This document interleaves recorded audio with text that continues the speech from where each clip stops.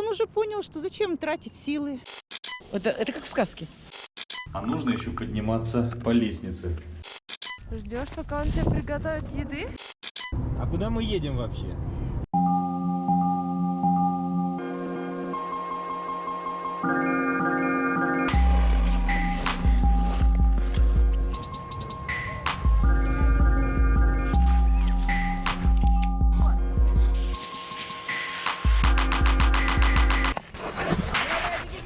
Вдогонку за шайбой по зеркальному льду. Издалека русский мост, будто хоккейные ворота. У меня внутри, знаешь, что происходит? Вот такой огромный шар этого счастья. Когда говоришь, я была на катке на море. Говорю, как так на море? Я говорю, да вот так. Это очень прикольно. Ну, это как в сказке. Самый большой каток, который только можно представить, Японское море, под ногами 25 сантиметров замерзшей толщи, над головой солнце. Приехали пофотографировать лед, который замерз, так интересно. И что народ стал кататься на коньках.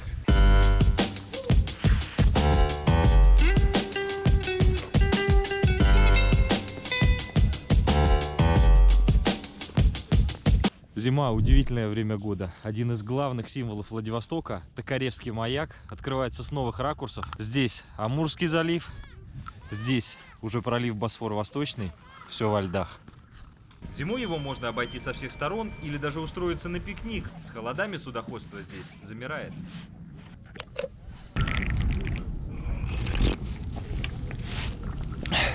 Эта каменистая банка, отмель в переводе с морского языка, самое посещаемое место Владивостока. Все туристы сюда сделать селфи любой ценой. С какими чаще всего проблемами сталкиваетесь на маяке? В основном мусор. Ну, бывает и забор ломают, бывает на маяк залазят, пофотографироваться, селфи мы желаем сделать. Хотелось бы призвать более ответственно относиться к этому делу. Поворот ключа, и мы внутри. За увесистой дверью все как на книжной иллюстрации. Солнечные лучи рисуют причудливые тени, белоснежные стены создают уют. Вот так это и выглядит. Едва хватает пространства для того, чтобы развести руки в стороны. А нужно еще подниматься по лестнице. Сердце маяка – светящийся знак на высоте 12 метров. Это рифленое стекло гипнотизирует, скольким путникам оно указало верную дорогу. В дневное время мы маяк выключаем, в ночное включаем для поддержания безопасности мореплавания. Отбросим фантазии. Старец Фура на этой смотровой площадке бы не разместился приставными шажками, а иначе и не пройдешь. Все такое крошечное, будто кукольный домик, никак не клеится со статусом объекта. Маяк – сооружение стратегическое, а потому для того, чтобы попасть сюда, нам пришлось договариваться с военными. Как-никак вот это ворота Владивостока. С высоты хорошо видно, береговая линия изломана острыми льдинами, сезонное явление. Ветер и подводные течения будто загоняют их на сушу. Когда идет такая волна, она слизывает песок и точит камни. Зрелище завораживающее.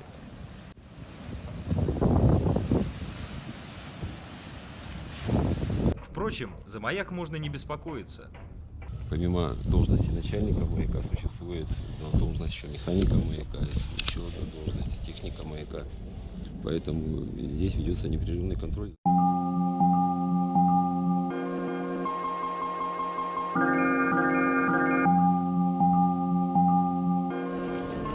Hello.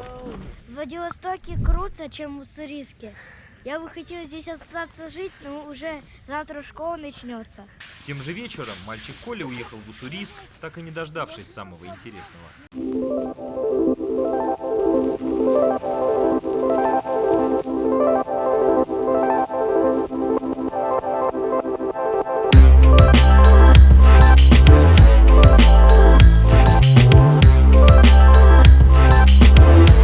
Я стараюсь покупать, чтобы она была покривее. Почему? Потому что чайки, вот пока она мороженая, она плавает. Они только с виду такие гордые и независимые, а в душе те еще лентяи. Орланы прилетели на обед. Он птица самостоятельная, сам может добыть рыбу. Ну, а если ему бросают селедку, так он радостно съест и эту селедку. Он уже понял, что зачем тратить силы.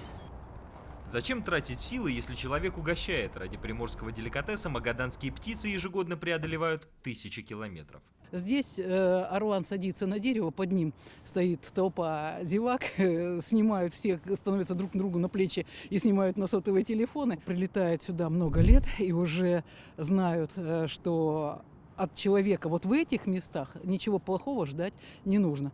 Сельдь тихоокеанская, 100 с небольшим рублей за кило, а впечатлений на миллион. В Фейсбуке люди удивляются, как, где, в центре города. Ну, в центре города, на самом деле.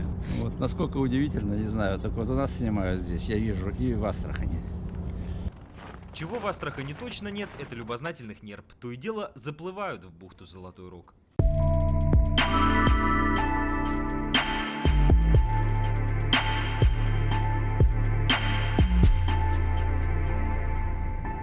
А куда мы едем вообще? Место, куда мы едем, входит в топ-15 туристических запросов Google. Ты поехал в Париж и не побывал у Эйфелевой башни. Да? Вот то же самое и здесь. Ты приехал во Владивосток, ты просто обязан проехать под вантами Русского моста и побывать на Русском острове.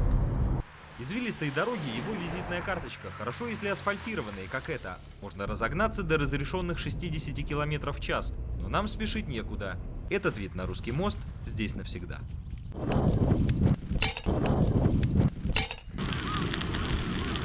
Навага. Почему бы не приготовить ее прямо на льдине? Ты что ждешь? Ждешь, пока он тебе приготовит еды? Немного муки, соль и перец по вкусу, минут 20 на сковородке. Готово. Если бы не задувало горелку, можно и быстрее.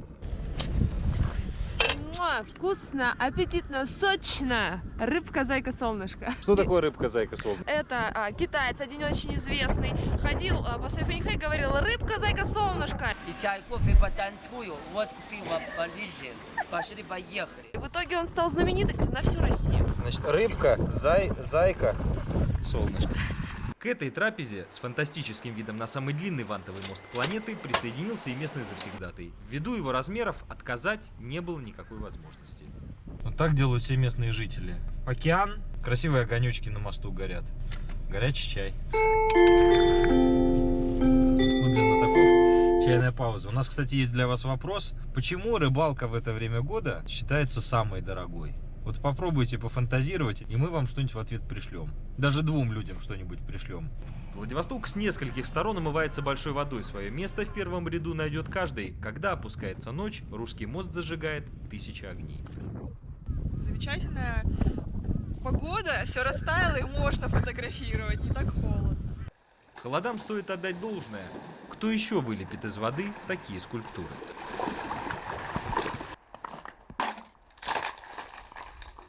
Ледяные водопады на мысе Вятлина. Хочется все потрогать руками. Кристально чистый снег, плещущаяся волна, вода здесь не замерзает и, главное, никого вокруг. Разве что пара морских ежей составит компанию. Человек сюда редко добирается, тем более зимой, когда береговая полоса становится чересчур труднодоступной. Можно часами смотреть на то, как играют вот эти миллионы граней внутри льдинки. Обычно народ за льдом куда едет? Байкал. Все знают Байкал, ну, в крайнем случае, Камчатка. А у нас во Владивостоке, в черте города, ну, вот совершенно потрясающие, на мой взгляд, места. Снова фантастика. Ощущение застывшей музыки. Это грунтовые воды замерзли так причудливо. За это Русский остров и любят. Неповторимая природа, с которой хочется побыть наедине.